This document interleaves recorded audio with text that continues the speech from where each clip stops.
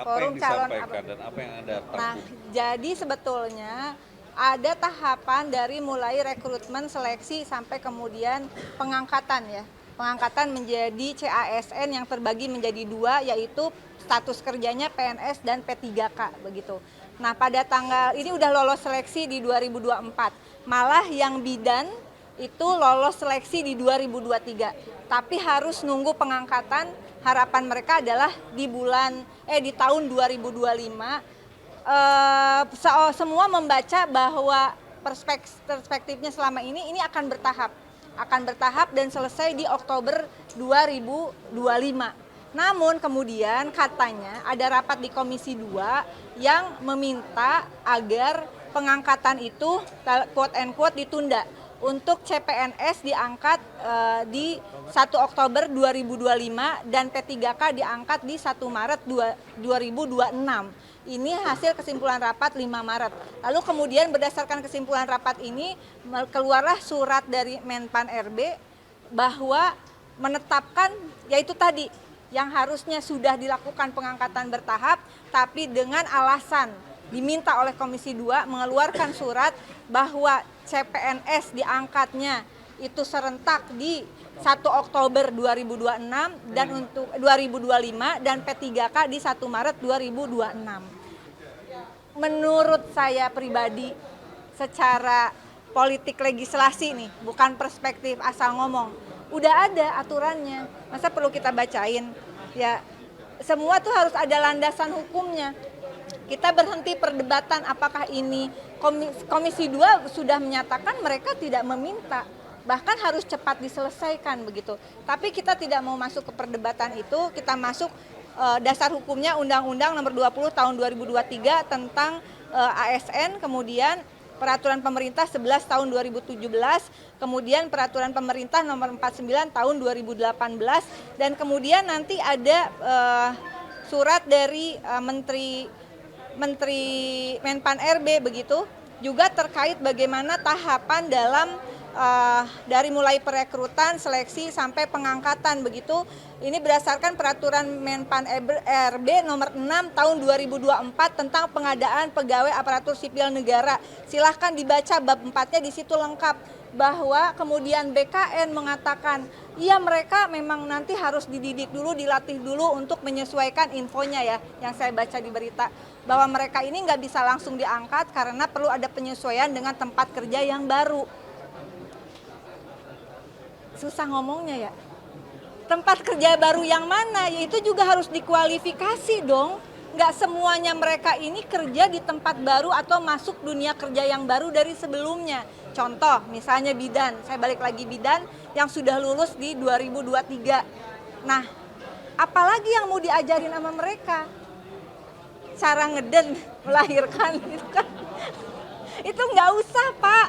Nggak usah nih BKN, mereka emang saat ini juga udah kerja, juga para guru saat ini juga udah kerja. Nggak mungkin nih sambil nunggu pengangkatan mereka tidak memberikan pelayanan, nggak mungkin. Silahkan dicek di fasilitas kesehatan, di sekolah-sekolah, mereka yang lolos untuk CPNS maupun P3K hari ini masih kerja. Zolim namanya kalau orang yang sudah lolos ujian dan ternyata masih kerja untuk negara, pengangkatannya ditunda. Sekarang masalahnya apa? Anggaran misalnya. Ayo omongin baik-baik, terus terang aja, terbuka. Anggarannya ada enggak? Mana yang ditanggung pusat, mana yang ditanggung daerah. Kalau daerah memang sanggup dan mereka adalah tenaga kerja fungsional yang sangat dibutuhkan di daerah, ya angkat, nggak ada alasan kayak gitu. Nah, saya khawatir jangan sampai ya BKN kemudian ini jadi ada retret untuk CASN. Mbak Rita, ini kan kemudian ada beberapa CSN yang mengundurkan diri dari tempat kerja sebelumnya, dan harus ada beberapa cerita yang bayar penalti ke perusahaan tempat dia bekerja. Harus resign. Nah justru itu ada beberapa persoalan. Pertama, mereka ini sekarang saya kerja tadi ya, yang kerja di perusahaan swasta yang gajinya cukup minimal UMR, oke lah ya, nanti dibahas dulu. Tapi yang penting ini adalah mereka yang sudah bekerja di fasilitas kesehatan, di sekolah-sekolah dengan gaji yang sangat minim. sakit hati kalau dengar gajinya. Sebulan ada yang 250.000 begitu, dan untuk tenaga kesehatan tidak mengenal hari libur, dan dibayarnya itu bisa per 6 bulan, per 3 bulan, karena memang tidak ada alokasi anggaran. Kalau mereka harus nunggu nih tenaga kesehatan dan pendidikan sampai bulan Oktober bulan Maret 2026 untuk jadi P3K, tega apa kita? Ini urusannya udah tega nggak tega deh gitu ya. Kalau nggak mau pakai dasar hukum, Anda punya perasaan nggak sih ambil keputusan? Kemudian mereka yang ini ada yang CPNS atau P3K yang mereka dari pekerjaan sebelumnya sudah resign karena mereka mundur, mereka artinya sudah kehilangan pekerjaan yang harusnya mulai Maret ini tadinya kabarnya akan diangkat begitu, nunggu sampai bulan Oktober 2025 berapa bulan? Ini bulan apa? Maret, April, Mei, Juni, Juli, Agustus, September, Oktober, 7 bulan. Ini juga boleh dong curiga dikit ya. Apa ngindarin THR? THR sama gaji 13. Udah deh kagak usah digaji THR sama 13 ya nggak apa-apa ya. Kalian nggak apa-apa ya. Jangan dulu lah, nggak usah. Emang kerjanya juga belum setahun. Tapi angkat aja. Mereka minimal punya kepastian kerja, punya gaji, apalagi bagi mereka yang harus bayar penalti ke tempat kerja sebelumnya. Mau bayar pakai apa?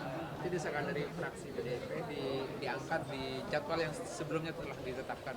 Sesuai dengan aturan hukum, nggak ada tuh serentak. Ya kalau memang tadi ada anggaran yang cukup, ya angkat gitu, nggak usah dengan beralasan harus quote and quote pelatihan kayak retret. Gitu. Mau retret di mana lagi? Mau dibawa ke sono semua tuh. Anda lebih mencurigai dalam tanda kutip lebih ke anggaran tidak cukup atau menghindari THR?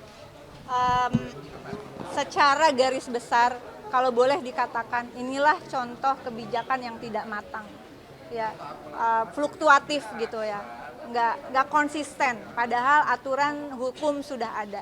Ini contoh bagaimana aturan hukum juga penting ditegakkan di dalam formasi untuk pegawai negara gitu.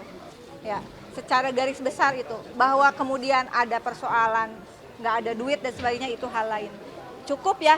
Satu lagi dong Mbak, yang soal minyak kita ini ada Udah selesai itu. Yang kita katanya